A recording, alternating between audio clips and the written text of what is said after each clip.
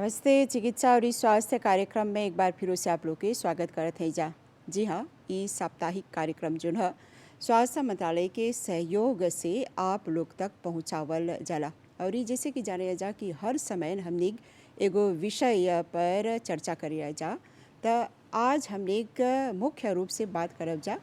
विश्व जनसंख्या दिवस पर। जी हाँ, यानी वर्ल्ड पॉपुलेशन डे पर। जब हमने एकर पर बात करब जा तो हमने के जहन में ई सवाल बाटे, स्वास्थ्य के बारे में बात करते हैं जा तो ई जनसंख्या दिवस काहे। एकर जवाब दे खातिर हमने के संगे दू गो मेहमान हवन जा। सबसे पहले हवन श्री जामुंदर शंकर जी, जे चीफ डेमोग्राफर हवा। आपके स्वागत बाटे। नमस्ते। और ये हमने के संगे हवन कंसल्टेंट पेडियाट्रिशियन यानी पेजात डॉक्टर तारकेश्वरनाथ बाचू जी। आपके भी बहुत बहुत स्वागत करते हैं जा। तो सबसे पहले हम श्री शंकर जी से पूछती, जब हमने ई विश्व जनसंख्या दिवस के बारे में बात करते हैं जा, तो तोहर एगो बहुते मुख्य भूमिका रहेला देश के जनसंख्या के स्टैटिस्टिक इकट्ठा करे खातिर। हाँ, तो सबसे पहला हमने की बोलिया जब ई दिवस मनाएला जा, एकरा एगो विषय के संगे मनाएला जा हर बरिस। हाँ, ई बरिस के विषय कौन सी है और तोहर कौन भूमिका है? जैसे बोल रहा हर बरिस 11 जुलाई के हमने विश्व आबादी दिवस मनाएला जा। और ई दिवस पहला गहला मनाल कर रहल जिनेव 90 में। तब से हर साल जो नाशों यूनी है एगो टेम रखेला। इस साल हमने के 36 लाने होता जहाँ पर इस दिवस मनावत है। और देखबा था इस साल जो दिवस मना सा तनी स्पेशल वापस की हमने के है देशम लाने कोविड-19 बा पूरा दुनिया में। और सबको जानला कोविड-19 कितना कठिन समय ले बा दुनिया भर में। अभी है देशम लाने जोन बा दिखा था ऐसा कि बहुत देश लोग जोन बा वो लोग को माजिया दिखा तो उनसे कैसे ये जोन रिसेशन रहल कोविड-19 के लिफे से निकला खोजत होंसा। और दूसरा बगल देश बा कि अब भी लोग जितना देश बा जोन इसे करते होंसा जोन आबाद करते होंसा कैसे वो लोग के कोविड-19 के वैक्सीन सकी मिले। बस कि जाना थी सब बहुत देश में कोविड-19 के वैक्सीन नहीं आवता। हमने मोरिस में सबसे बोले लाइसेंस बा कि कोविड-19 के वैक्सीन जितना मिलल बा presque 60% population prêt à vacciner करेगी। तो ये जो कोविड-19 की पैंडेमी है ये हमने के जो स्वास्थ्य है दुनिया भर के सिस्टम ला सांते ओके चैलेंज कर ले और बहुत लिफे कर ले बा हमने के सिस्टम ला सांते में। और surtout जब बोलीला सा system santé sexual et reproductive यानी कि जो सर्विस है माँ लोग के जैन छोकरी लोग के और जो बोला जाला कैसे एंटीनाटाल पोस्टनाटाल ये सब के। तो वही खातिर हर साल गवर्नमेंट नाशों यूनी जो टाइम रख ले बा हमने के विश्व आबादी दिवस के वो के हा बोले लंसा rights and choices are the answer. यानी कि जो अधिकार और विकल्प जो है चॉइस वो कैसे उत्तर है वही हमने के सोल्यूशन है। तो इससे लेकर देखा था ऐसा कि नाशों ने बोला था कि चाहे ज़्यादा जन्म होता लड़का लोग के या कम हमने के जो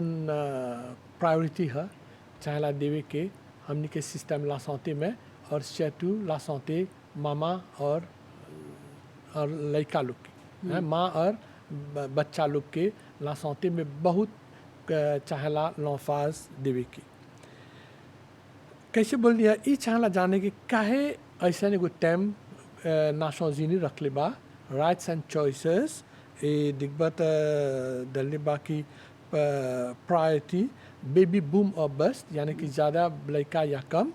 ए solution lies in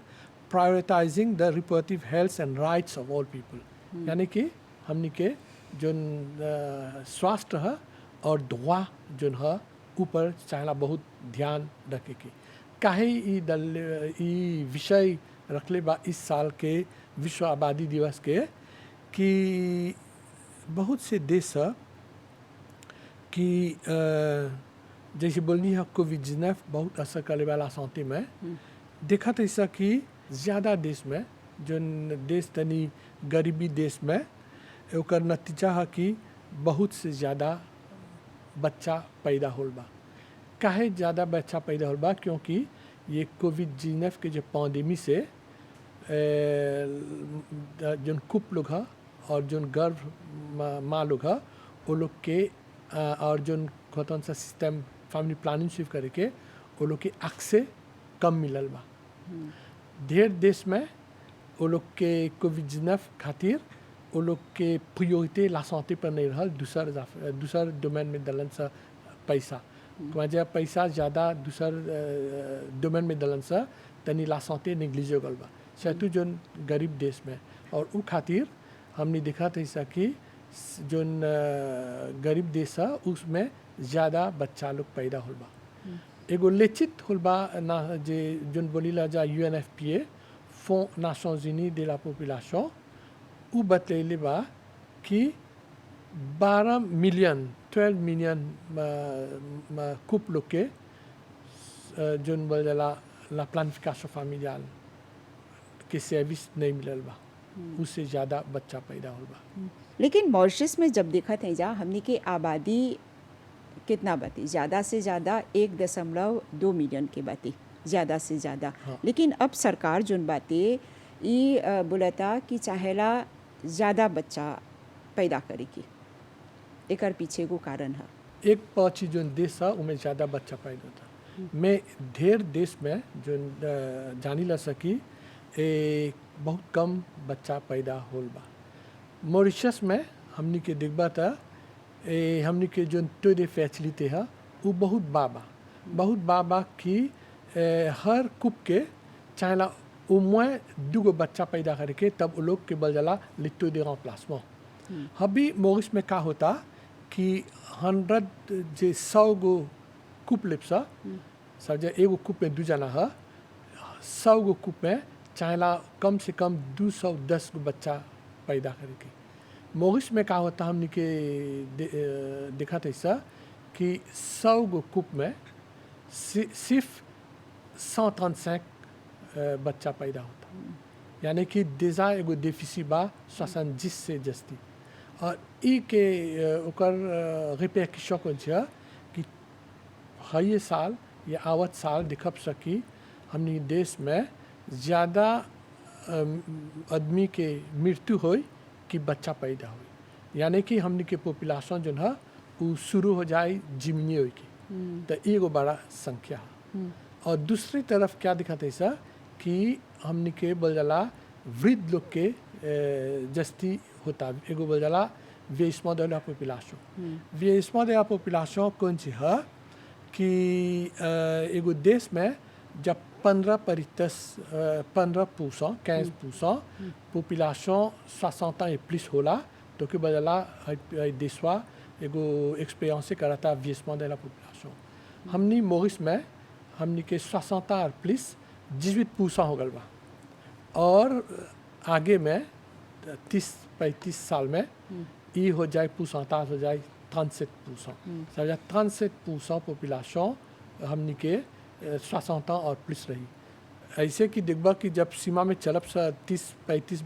साल के बाद हर 3 गो आदमी जो बैठा है वो में एगो वृद्ध रही। तो ये सब संख्या है मिसलमा जेनेरालमा जो बोलला vieillissement de la population वो एगो ईमान चीज़ है। काहे आदमी जस्ती vieillissement population बा बस कि हमनी सकते इससे ज़्यादा साल जिए हमनी के जो शास्त्र सिस्टम है वो अच्छा चलल बा। हाँ। और ये हमनी के संगे डॉक्टर बासु जी हवन और ये आप पिज्जात हवा। हाँ तो हैजा परी जैसे श्री शंकर जी बोलन कि हमनी के जोन आबादी बाते वो अभी बढ़ता खासकर जोन वृद्ध आबादी बाती। हाँ लेकिन दूसर तरफ चाहेला ध्यान दे के हमनी के जोन नवा कपल बाते लड़का जस्ती पैदा करे के हाँ, लेकिन अभी के समय में काम धाम बातें ढेर कोई जोन हवन सा तनी हिचकिचालन सा कि परिवार नहीं सकें से संभाली। तो आप एगो डॉक्टर होइला के नाते कौन कौन तरह के समस्या आप लोग के आगे आवेला? हाँ, अभी हई बाटे जे देखब से त एगो 10 बरिस आगे नेसेंस हमनी के देश में environ 26,000 रहल। त धीरे-धीरे अभी कमती होइल आल 18,000 होल 18,000 होल 15,000 अभी 12,000 et quelques par an बाटे मोरिस अउरी रोड्रिग के लेकर के। त काफ़ी समस्या जब देखल गल बाटे त न्यूवो couple के प्रॉब्लम फिनांस बाटे, कोई बड़ता कावजिया देखियन स त ई सब देख के देरी हुआ था वो लोग के फामी बनाई के। मैं हइयो लोग के चाहना सोचे कि जितना जल्दी ये लोग सकियन सा वो लोग के लड़का हो जाए जन आज में उतना अच्छा बा। और बहुत ढेर जन आज में नहीं चाहिए कि जिस्ट एगो लाज में हुई के। बस कि देखा गया जब पागों लोग के लाज में वो लोग के लड़का होला, एगो माँ के लाज बढ़ल जाला ओकर लड़का होला तो लड़का के प्रॉब्लम ला सौते होला। और उसने बापो के लाज जे ढेर बढ़ रही तो प्रॉब्लम ला सौते हुई। तो एगो जिस लाज चाहिए देखे के उधर देखब से एगो दूसरा प्रॉब्लम रहा कि टीनेज प्रेगनेंसी हुआ पर ही ढेर जन रहिला पागों माँ और बाप तो वो एगो प्रॉब्लम है। तो बीच में चाहे एगो एग्जैक्ट जिस लाज चहला रहे के जहाँ लोग अपन फामी बना दियन सा तब लोग के आज से लेता रही लड़का बढ़ी ओकर लावेनिया देखे के। और en général एगो जिस लाज में एगो खूब के चाहला जैसे मिशु सांका बोलन दूगो लड़का चाहिए रहे के दूगो या तीन गो अभी के देखब से शिफ्ट से तो 3 गो लड़का चाहिए रहे के। अब लड़का रही में ऐसा लड़का चाहिए रहे के कि ओकर लासौते निमन रही। लासौते से नहीं सकब सब बोले खाली कि लासौते वेजे पा वेजे कि लड़का की बीमारी नहीं बा, बुन सौते वेजिया कि लड़का लासौते अच्छा बाटे लेकिन में पढ़ाई निमन से कर रहा थे ओकर फिचिया निमन से रही। आलूस ग्लोबालिते बन सौते से ला सौते मेंटल बा ला सौते फिजिक बा सब आवेला बन सौते में। यही आज के लड़का काल के जेनेस रही और ई परसों के फिचिया रही हमनी के। यानी एगो स्वस्थ बच्चा अगर पैदा होई। हाँ। लेकिन अभी जैसे ई कोविड महामारी चलता सब में एगो डर पैदा हो गल बाती, खासकर गर्भवती महिला लोग में या जो लोग अब शादी करत हवन सा एकर पर आप कौन सी बोलबा? डर सब कोई के बा आज कोविड से, सब कोई के एगो फासों में या लोट फासों में सब कोई के डर बा। मैं अभी प्रिकॉशन लेके जे चलब सा जोन प्रिकॉशन भी मिनिस्टर ला सौते बोलता तो रिस्क कमती होता। छोटा देश है सब वैक्सीन बा हमनिया और इस सब कोई मिलजुल के अगर चलब सा तो अच्छा से चली। आई प्रिकॉशन लेला से हम के सिस्टम ला सौते वो अच्छा सोलिड बा सकब सब बोले तो सब ठीक चलता टे। शुरू करब सा एगो गर्भवती माँ जोन बाटे आवेला l'hôpital तो को ट्रीटमेंट 3e mois से शुरू करीला सा तो उ चलते रहेला 3e mois 4e mois 5e mois अपन ग्रोसेस के स्वीव करला एंटीनाटाल बोलीला सोकरा। तो उ हमनी के साउथ कम्युनिटी में एरिया हेल्थ सेंटर में हमनी के अस्पताल में उ ट्रीटमेंट चलते रहेला। 7e mois में आवी तब ओकरा शिफ्ट होला l'hôpital में जोन काम में देखब सब माँ के थोड़ा कॉम्प्लिकेशन रही फिचिया मामा लोग के तो लोग के जल्दी l'hôpital भेजा जाला। तब भी रहेला प्रेगनेंसी की लाफ में प्रेगनेंसी एगो मामा रही बन सौते और जन बच्चा पैदा हुई उहू बन सौते में रही। तो जब बच्चा पैदा हो गल ज़्यादातर मॉरिशस में देखब से तो ज़्यादातर बच्चा मॉरिस में देखब से या उधरी में तो हमनी के अस्पताल में आवेलन सब लड़का लोग। और जैसे बच्चा पैदा हो तो हमनी के ओकर ट्रीटमेंट देविला सा इमीडिएट में हमनी के मिडवाइफ बाटे डॉक्टर वाले अस्पताल में ज़्यादातर लड़का 90 से 98% नॉर्मल होवेलन सा। ग्रांड शोज ढेर बड़ा ट्रीटमेंट नहीं चाहिए दे के वो लोग हो जालन सा। जो एन आधे % रहेला मालेरसमेंट वो लोग के कॉम्प्लिकेशन रहेला मेडिकल तो वो खातिर हमके अस्पताल में जो NICU बोल जा सा न्यूनेटल इंटेंसिव केयर यूनिट बेजा ए न्यूबॉर्न लोग के हा। तो हमके सब बड़ा अस्पताल जो बाटे 5 गो अस्पताल में सब में न्यूनेटल इंटेंसिव केयर यूनिट आज बाटे।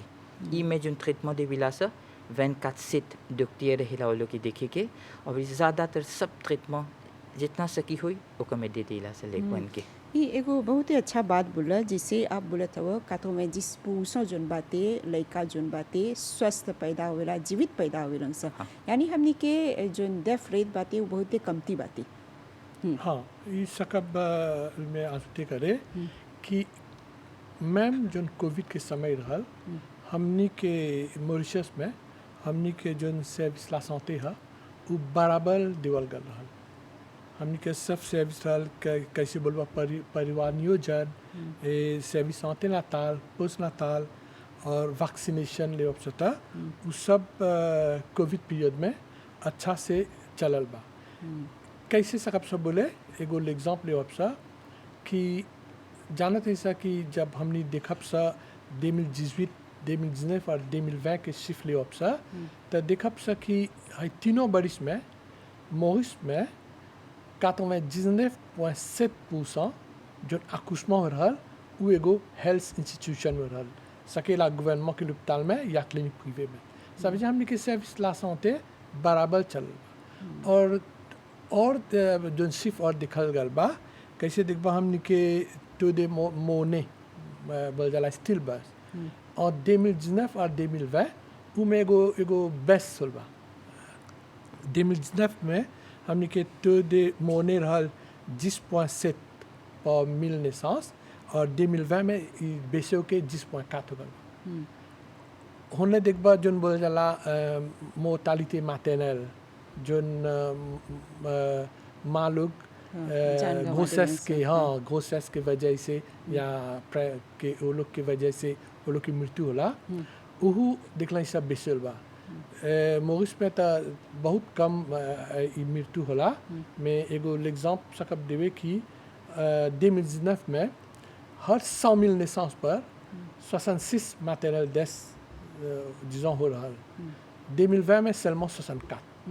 baissé हो गल le nombre de maternal deaths तो ये सबसे एगो preuve बतलाई के सिर्फ à l'appui कि हमने के सिस्टम ला santé et बराबर चलता कोविड même कोविड-19 के समय में।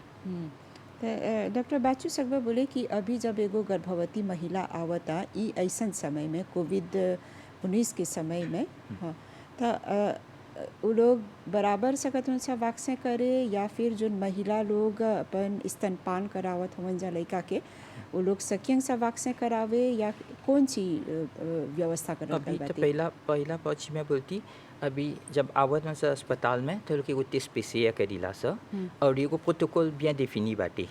accouchement कैसे हुई तो वो लोग टेस्ट पेशिया करके 24 घंटों में रिजल्ट मिल जाला और खुशी के बाद बाकी ज़्यादातर नेगेटिव आवेला तब वो लोग के नॉर्मल रहेला बच्चा ओकर माँ वो लोग के ट्रीटमेंट नॉर्मल दियाला में हो गल का जैसे सुन ले रहा हाल ही में एगो मामा रहल जन पेशिया पॉजिटिव रहल वजह कोविड पॉजिटिव तो ओकरो accouchement होल हॉस्पिटल ENT में ओकर बच्चा निमन से पैदा होल सब ठीक ठाक होल और उस प्रोटोकॉल बा हमने के जब माँ पॉजिटिव रही तो कौन ची करब सा माँ नेगेटिव रही तो कैसे ट्रीटमेंट रही ई हो गल अब देश हम किचोज बाटे हाँ आज है डरवा बा कि एगो माँ बा जो अपन लड़का के अपन दूध पियावेला तो वैक्सीन करी कि नहीं करी तो अभी देखल गल बा कि जो रिकमेंडेशन WHO बाटे तो ओकर से देखल गल बा कि हाँ एगो माँ जो अपन लड़का के अपन दूध पियावेला उस सकी अपन दोनों डोज वैक्सीन कराई ई वैक्सीन करैला से ओकर तो बेनिफिट वे बा और लड़का के कोनो हानि नहीं हुई तो आलू सभी सब ठीक ठाक चलता प्रोटोकॉल सब चीज़ के बाटे अगर माँ पॉजिटिव हो गल या लड़का पॉजिटिव हो गल तो ओकर ट्रीटमेंट बाटे हॉस्पिटल में हमने देखिला सा जोन का पॉजिटिव बा तो लोग एगो साल स्पेशल है वहाँ रखिला सा ओकर टेस्ट रेगुलियर करीला सा जिसका कि ओकर टेस्ट नेगेटिव हो जाए तो सब ट्रीटमेंट पहुँची यानी गर्भावस्था के कोनो समय कोनो महीना हो सकी ई वैक्सीन कराई उ बाटे अभी WHO अपन प्रोटोकॉल देवेला तो प्रेग्नेंट वुमन के कब वैक्सीन कराए के कौन वैक्सीन कराए के WHO के रिकमेंडेशन से स्वीव करब सा में जोन हबी मिलल बाटे हमनी के कि जोन अपन लड़का के अपन दूध पियावेलन सा वो लोग सकियन से वैक्सीन कराई तो अभी लेकर मॉरिशस में महिला लोग के कौन व्यवहार बाती कैसे बाती वो लोग आवत मन से ही वैक्सीन करे हाँ है डर तो सब कोई के मन में है डरवा बाटे में यही मिसाज रही कि सब कोई के चाहना कि अपन वैक्सीन कराव नहीं देखे कि कौन वैक्सीन बाटे हाँ अपन 2 डोज वैक्सीन करा द नहीं बोलब जा कि वैक्सीन करा देला तो मान दिया नहीं हुई मैं उम्र बोलब सकी माना सेवियर नहीं हुई तुहरा और दूसर के माना जीवा नहीं पाने करब जे आज सब कोई हमने अपन ये सोच के करब सकी हम अपन वैक्सीन करा देला तो हम पोषण नहीं मराद हुई हमारे देश में बीमारी नहीं बढ़ी तो ये मिसाज है कि जहाँ तक सकी सब कोई आके अपन वैक्सीन कराव ई में पैसा दे के तनको नहीं बाटे गवर्नमेंट फ्री देवता वैक्सीन हुआ खाली तोहरा वहाँ आई के बाद 2 डोज वैक्सीन कराई के बाद वैक्सीन करा दे देखबा दूसर देश में वैक्सीन कराई खोजत बन जा लेकिन वैक्सीन नहीं बाटे हमने यहाँ एक्सेसिबिलिटी वैक्सीन के बाद सब चारों कोना में वैक्सीन हुआ ताटे तो आके अपन वैक्सीन करावा और देखा हमने के पॉपुलेशन स्वस्थ रही। शंकर जी आप सकबा बोले कि अभी हमनी के देश में आबादी जोन बाते लगभग 1.2 मिलियन बाते जिसे आप बोला शुरू में। हाँ ओकर में कितना महिला लोग बाते कितना पूछौताज और ई पुरुष कितना पूछौताज बा। हाँ हमनी के मॉरिशस में रिपब्लिक मॉरिशस में आज 1,265,000 पॉपुलेशन है जो रोधिक के लेके तो उसमें ज़्यादा 20,000 महिला लोग हैं काहे कि हमने देखिला लेस्पेरेंस दे वी जोन है वो मादाम लोग के तनी जस्ती है तो मादाम लोग तनी जस्ती जियलन सा तो लेस्पेरेंस दे वी जोन बदला मादाम लोग के जस्ती है और तो मॉरिशस में ज़्यादा देखब सता ज़्यादा महिला लोग बा कैसे सकब से बोले 51% à peu près madame बा और 49% जोम लोग हैं। और लड़का कितना बाते लड़का देखब सा जो लड़का बोली सा डेमोग्राफिक टर्म्स में वो है 0 à 15 ans वो अभी 17% है अब जब इहो बहुत बेसे हुए ले जाता आज हमनी के पॉपुलेशन 0 à 15 ans 17% बा हयो 30 साल 35 साल के बाद और बेस हो जाए 11% हो जाए तो ये एगो और एगो कठिनाइया की काम करे के जो एक्टिव पॉपुलेशन है वो और बेसे हो जाए। तो ये एनालिसिस कैसे करे रह जा कौन तरह से आप लोग ये सर्वे वा करे रह जा नहीं तो ये तो जगह खा रोज हमने के मॉरिशस में जो बदला एगो सिविल सर्विस रजिस्ट्रेशन सिस्टम जो है वो बहुत अच्छा से चलल बा बहुत साल से सकेला सकब बोले 150 साल से ज़्यादा मॉरिशस पे जितना बच्चा लोग पैदा होला रिकॉर्ड चाला करे के गवर्नमेंट देवेला कागजू एगो लड़का के डिक्लेयर करे के कोनो मृत्यु हो जाला ओके चाहला कैसे बदला चाहे डिक्लेयर करे की तो ये सब सिर्फ लेबा तो रोज सकब से बोले हमनी कितना आदमी बा मॉरिशस में मोकर सिर्फ एग्जैक्ट चैनल जाला कैसे को बदला पॉपुलेशन सेंसस जो हर 10 साल पर होला मॉरिशस में अभी दैनिक हमने के जो पॉपुलेशन सेंसस हो रहा है वो 2011 में हो रहा है अब गवर्नमेंट आवत बरिस एगो फिर एगो पॉपुलेशन सेंसस आनी तो वो में बहुत चीज जाना ला कितना पॉपुलेशन बा उनमें कितना एट्रांजे लोग मॉरिशस में बा कितना मॉरिशियन लोग बाहर गलों से चीज़ें करे तो इस सब से हमनी के गवर्नमेंट अपन प्रोजेक्शन करेला नौकरी पैदा करे के कैसे पेई डेवलप करे के तो ये सब दिखाला उस टेंशन बच्चा पैदा करे के कुप लोग के बा कि नहीं तो ये सब मिलेला। हाँ तो ढेर जो कैसे बोलब जा हमनी के जो नागरिक जो हवन जा दूसर देश में जाके बस गल हवन जा वो लोग भी एक में अकाउंटेबल है नहीं जो बहुत साल से चल गल हवन जा वो लोग के नहीं मैं एगो एगो एगो सिस्टम गने के जासपोगा कितना मॉरिशियन लोग ऑडियो हवन सा दूसरे देश में एगो एस्टिमेशन और वापस के 200,000 मॉरिशियन ऑडियो हवन सा मैं जोन गनी लसा अभी कैसे टेम्पोरेयर एगो लड़का गलवा पढ़े दियो तो वो गंतिया मॉरिशस पास वो तो टेम्पोरेयर गलवा तो अभी ना तो मॉरिशस में के पॉपुलेशन में गंती होला। जैसे कार्यक्रम के लगभग आखिर लेक पहुंच गए हैं जा तो हम सबसे पहले डॉक्टर बाचू जी से बोलती 2 शब्द में एगो छोटा सा संदेश दे के ई विश्व आबादी दिवस के अवसर पर जो मिसाज रहल जैसे मिसेस अंका बोलन है कि जना पॉपुलेशन बढ़ाई कि हमनी धीरे धीरे कमती हुआ ऐसा और बढ़ावे के हाँ सिनेमा चला हेल्दी पॉपुलेशन तो जो स्वास्थ्य हमनी के सिस्टम बा मॉरिशस में खूबे निमन बाटे देखो तेज enfants देखबा तो सब निमन से जिसका 15 ans देखो ते पेडियाट्री हमनी के सिस्टम जोन बाटे ला साल टीकाकरण जोन बाटे होला सुइवी होला अंडर 5 क्लिनिक सब डिस्पेंसरी में रेगुलियर होला जहाँ तक ट्रीटमेंट मिलेला हमनी के अस्पताल में सब मिलेला और जहाँ तक ट्रीटमेंट नहीं सकेला सब मॉरिशस में करे विदेश में मिनिस्टर ला सौते भेजेला लोग के ट्रीटमेंट कराई के तो हमनी के सिस्टम ला सौते ठीक से चलता भी मैम कि कोविड बाद दूसर देश में प्रॉब्लम हुआ था मैं हमनी सब करके अस्पताल में निमन सर्विस देवत है जा प्रोटोकॉल बाटे अब तो डेराई के नहीं बाटे मैं है ये मांग बा सब पॉपुलेशन से कि अपन दूगो वैक्सीन जाके करावा सोशल डिस्टेंसिंग रखा मास्क पहना हाथ धोवा और ये सब ठीक ठाक चली। ठीक। और ये शंकर जी आप कौन सी बोलबा? हाँ, सरकार हमने के स्वास्थ्य में बहुत इन्वेस्टमेंट करा था और स्वास्थ्य में इन्वेस्टमेंट जब करी ला जा तो ये सेहतु बेनिफिट होला माँ और लाइक छोकरी लोग के कि वो लोग के स्वास्थ्य अच्छा रही तो लोग अच्छा बच्चा भी पैदा से करी। और जब स्वास्थ्य में जब कैसे बोला इन्वेस्टमेंट करब सा तो उ एगो दूसरा करत है सा एम्पावरमेंट पॉपुलेशन के एम्पावरमेंट करत है सा जो पोता है जो हमनी के कैसे बोला डिमिथॉट के इंटरनेशनल डेवलपमेंट गोल्स के कामयाबी के लिए चाहेला इन्वेस्टमेंट करे के जब मैं एम्पावर करे के दुनिया भर के पॉपुलेशन के लिए मोरिस में भी करते हैं सर। और इस साल हमनी के विश्व आबादी के दिवस के लिए हमनी के स्वास्थ्य मिनिस्टर जो है डॉक्टर कैलेश जगतपाल वो 12 तारीख के एगो सही एक्टिविटी लॉन्च करलक जो हमनी के सांते अमिलियोर करे की। इसमें उसका मुख्य एक्टिविटी है एगो ट्रेनिंग प्रोग्राम है जोन करब सा जोन सेतु जोन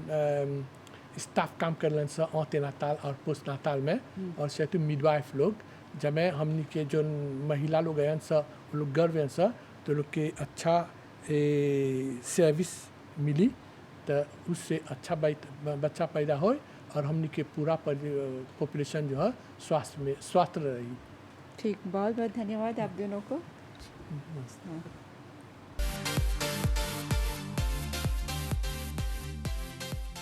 जी हाँ, जैसे कि आज हमने एक विशेष रूप से बात करें जा विश्व आबादी दिवस, जैसे कि बढ़िया जा कि हमने के जो आबादी है हमने के नागरिक जो है ये हमने के देश के अर्थव्यवस्था में विशेष रूप से अपन योगदान देवेलन जा। अगर एगो स्वस्थ आबादी रही तब बेशक हमने के देश भी प्रगति करी।